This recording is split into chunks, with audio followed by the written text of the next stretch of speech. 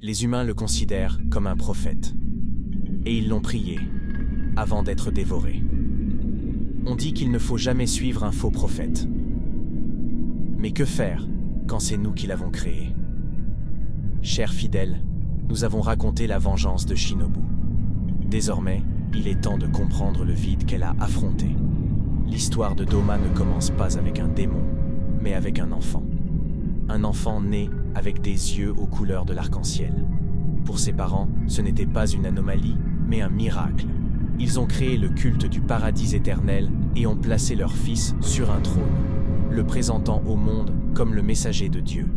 Mais l'enfant, lui, ne ressentait rien. Ni joie, ni peine, ni amour. Il était une coquille vide, observant avec une curiosité froide ces humains qui projetaient sur lui tous leurs espoirs et toutes leurs peines. Il a appris à sourire, à réconforter, à jouer le rôle qu'on lui força à endosser, sans jamais en comprendre le sens.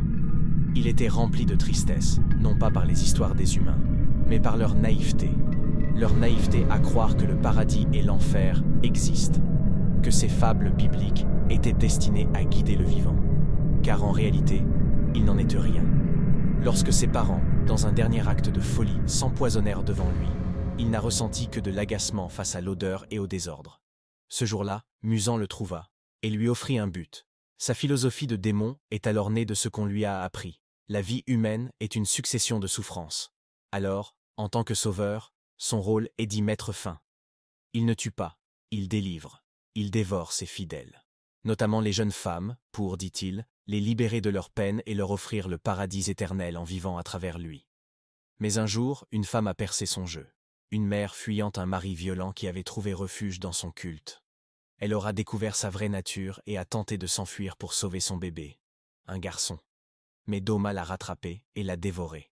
L'enfant, tombant d'une falaise, aura survécu et aura été élevé par les sangliers de la forêt. Un enfant qui, 17 ans plus tard, croisera son chemin. Une tête de sanglier sur la tête et 2 lames à la main, prêtes à venger une mère dont le souvenir se résume à une berceuse.